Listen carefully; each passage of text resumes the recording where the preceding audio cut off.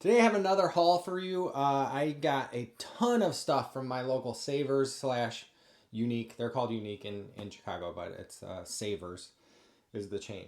So it's all VHS. I'm going to go through each one and show you what you got. Flo's going to hang out. She'll be along for the ride. So let's get into it.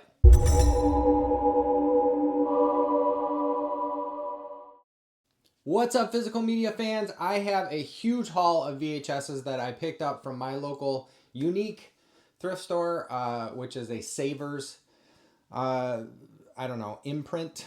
It's a Savers brand. So it's called Unique here in Chicago, but the receipts say Savers, and the rewards program is a Savers rewards program. I've already alphabetized these, and I bagged a couple of them, but I was very excited to see they had a big influx of VHSs since the last time I went, like, I don't know, 5 days prior to going. But I got some very cool stuff. I bought them out of all the things that I found interesting. I left quite a few there, but I also saw that in their donation bin right inside the door, they had a bunch more VHSs, and those they don't sell until they're priced. So let me show you what I got, starting with After Dark, My Sweet. I mentioned this in one of my videos, being a Jason Patric vehicle. I mentioned, I was talking about Jason Patric in Lost Boys or whatever, and I said, oh, he's in, this movie called After Dark, My Sweet that is underrated. I fully subscribe to that, that not enough people have seen this movie. It's very good. It's a weird kind of twisty movie. Bruce Dern is in it. Apparently Rachel Ward. I don't really know her. But all of these, I checked them all. There are mold free.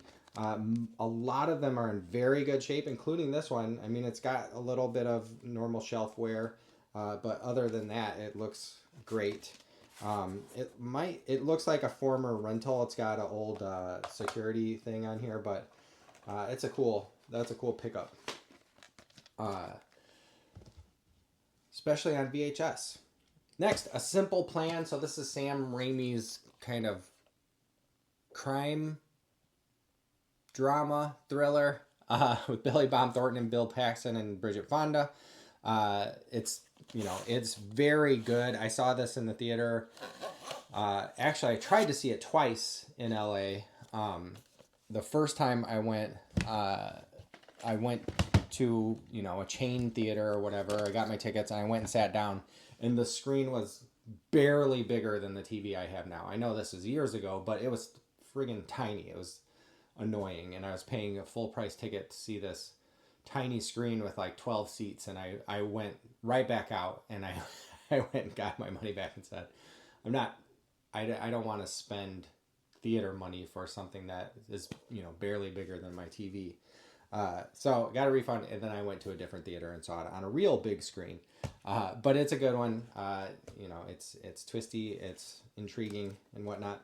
Next, I have Born in East LA, Cheech Marin starring and directing. I assume he wrote too. But this is a funny one, and this tape is in excellent shape. The case is in excellent shape. It doesn't look like a former rental, but this is a great cop. I'm excited about that. I got 2 Dirty Harry movies. I thought the Deadpool was Dirty Harry 2. It turns out it is Dirty Harry 5. So I have Dirty Harry, the original, and Deadpool. This is one of the ones I already bagged and tagged. I will be selling that trying to sell it at the Randolph Street Market here in Chicago on the 23rd and 24th. If you're in town or if you're in the neighborhood, if you're in Chicago or nearby and you stop in the Randolph Street Market, come and see me at my table. I'll give you a little something for free if you tell me you saw me on YouTube. But Dirty Harry, these are classic kind of conservative dream of a cop who doesn't go by the rules, and he, so on and so forth. He gets the bad guys, judge, jury, and executioner style. So yeah, with the Dirty Harry being famously misquoted often with "You feel lucky, punk," when that's not the real quote. Enemy of the State. So this one is another kind of crime, international intrigue thriller. I saw this in the theater, not because I was stoked about a Tony Scott's new film or Will Smith or Gene Hackman, but because Jason Lee is in it, but barely. So apparently Jake Busey, John Voight, Regina King. I don't remember a lot, but I do remember, and my wife and I quote this quite a bit whenever we see on TV some ridiculous bit of tech, like enhance type of stuff. So they're doing that in this movie with security cameras, and they're like, freeze, rotate on the vertical, and they have the camera pan around some character, and it's supposed to be already shot security footage. It just was so stupid. So I didn't love this movie, but it's a cool cop. I'm excited about it. Faulty Towers. So I picked up, if you watched one of my recent haul videos, I had picked up a couple of these Faulty Towers episodes, tapes. I think this originally came in a box set, but this is at a different location. It is geographically, it's nowhere near the other place I picked up the Faulty Towers tapes. And I hadn't seen them previously, but here's another Faulty Towers tape. It's kind of filthy. I might clean this one. This case is in kind of bad shape. It looks like it came from a half-price books, and somebody's tried to peel the price tag off of it. I got it for 99 cents, so pretty rad. I got it our Savers / Unique does half-price Mondays. I've gone once and it was just packed in there, and literally had to wait 20 minutes to check out, and I only had like maybe five things that I grabbed. So that was, I don't want to do that again. I don't think that's a good use of my time to get 50 cents off of a tape. But since I bought 28 this time around, I ended up spending $41 on 21 tapes, because a couple of them were doubles, and my Unique, the one that's closest to me, will charge you for 2 tapes if it's a double tape, which is kind of dumb. Like if you buy Godfather or whatever, that's one movie, whatever. It's $2. But then I bought this box set that I'm going to show you that I hadn't seen before. I'm kind of excited about. It's kind of a cool cop, but that one they priced at $9, but I picked it up anyway. Next, I have Martin Scorsese's Gangs of New York with Daniel Day-Lewis, Leonardo DiCaprio, and Cameron Diaz. It's a great one. It was nominated apparently for 10 Academy Awards, including Best Picture. I don't really understand how this much tape fits into one cassette, but apparently it does, because this is a long one. 167 minutes, almost 3 hours. I picked this one up too. It's in excellent shape. I am not a Grateful Dead fan, but I figured, somebody might want this and I can resell it at the market. It's in IMDb as Dead Ringers, the making of Touch of Grey, but the cover looks like it says Grateful Dead, the making of Touch of Grey video and more. Dead Ringers, behind the scenes look at the Grateful Dead's first video. So this is in great shape. It's older. It's from West Home Video, which I never heard of, but it's kind of a cool pickup. Like I said, I'm not a Grateful Dead fan per se, but that's kind of a cool find. Major League, classic comedy from the 80s, 1990 maybe, 89, so 80s still, with Tom Berenger, Martin Sheen, Wesley Snipes is in this, and it's a pretty funny. It's kind of a classic, especially for sports comedies. It's a good one, and it's in excellent shape, so that's cool. And I have to start a new stack. Mission Impossible 2. So this one is not great. It's John Woo. I think it's John Woo's first American or English language film. It's got some great action sequences in it, some great slow-mo, some, director signature doves and whatnot, but it just doesn't click. It's not great. But it's John Woo, so it has a special place in my heart. And it is part of the Mission Impossible franchise, which I like, despite it kind of overstaying its welcome a little bit. I still like them. I'll still check them out. Next, I have this great, very clean copy of The Naked Gun with Leslie Nielsen. This is a classic comedy as well. I remember when my mom and dad saw it before me, my mom called me, like, still laughing and telling me about scenes from this movie. I can't remember who the woman is. Is it Priscilla Presley? Leslie Nielsen. Priscilla Presley, yeah. Priscilla Presley. Next, I hadn't heard of this movie. It's Jessica Alba thriller called Paranoid. It's labeled a thriller/horror in IMDb. It has G.N. Triplehorn in it. The rest of the people I don't really know. I don't know this director, John Dwegan. But it looks good. It's a thriller/horror. So I went ahead and picked this up. Somebody must like it. They made videos of it. Another music video cassette. This is Pink Floyd's The Wall. It is in great shape as well. A lot of these that I picked up, somebody really took care of their cases and their tapes. This is the weird thing I picked up. So my Unique has a case that's like their showcase, I would say more expensive stuff, but I mean, this is only $9, and they'll put Blu-rays in there, and they charge $2.99 or whatever for those, $1.99, whatever it is. I don't know why they choose to put some things in the showcase, but they're not very good at it. So, for example, they'll put a stack of video games in there with the spine facing in, where I can't see, where you'd have to be an employee to go behind, and stacked up. So all I'm seeing is the edge that doesn't tell me anything, and the top one, I see the title. So I have to ask, can I see those? And every time I've asked, they say, oh, which one? I can't see what any of those are. So I don't know.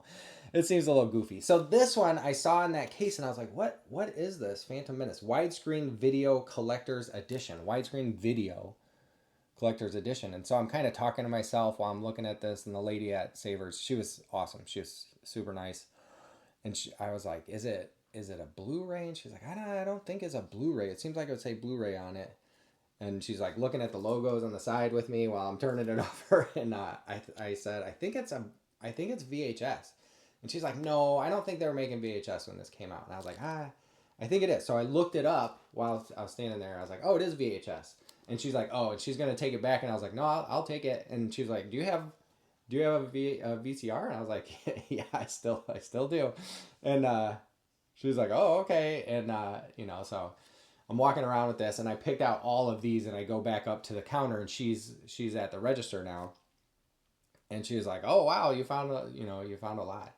And then she's scanning. She's like, oh, this is a good one. This is a good one. And she's like, oh, I should have kept my tapes, and I should have kept my VCR. And I said, oh, you have two in the back there that you're selling. I just bought one from there, so I didn't buy any more. But you have two in the back that you're selling. She's like, oh no, I got rid of all my tapes. So she was super sweet. But this is kind of a cool box set. It's got the VHS of Phantom Menace. So no matter how you feel about the Phantom Menace, it's still kind of, it's iconic in that it was the return to Star Wars for, the franchise and whatnot after the original trilogy.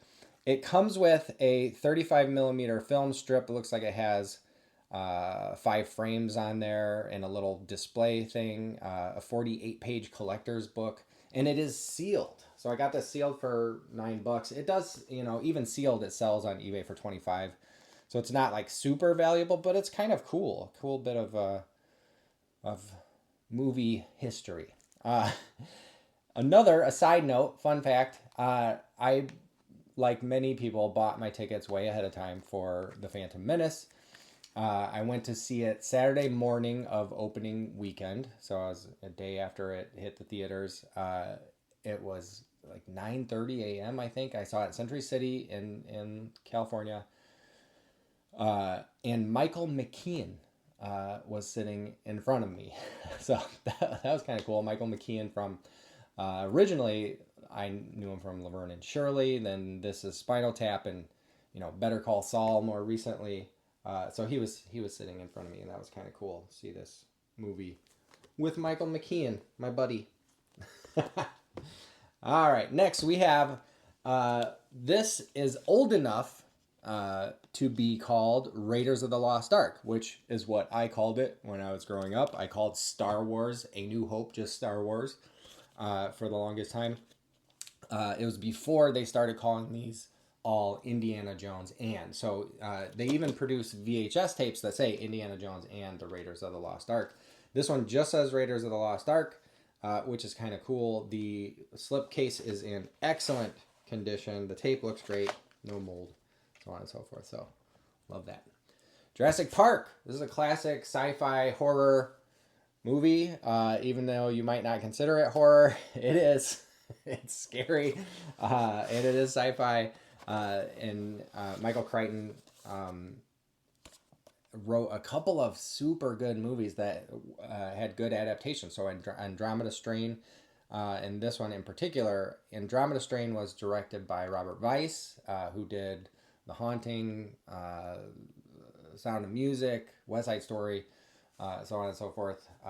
But he brought the directing expertise to Michael Crichton's sci-fi story in that one, and is awesome. Then Steven Spielberg did this one.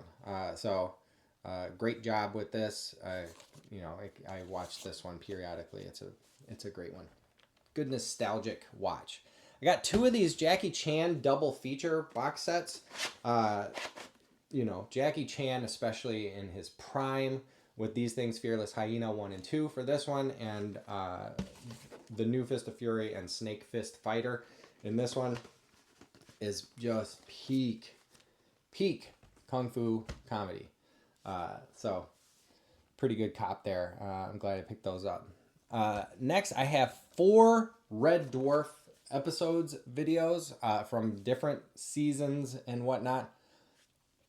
This one is the slipcase is in rough shape. It is well loved. It's the worst of the 3.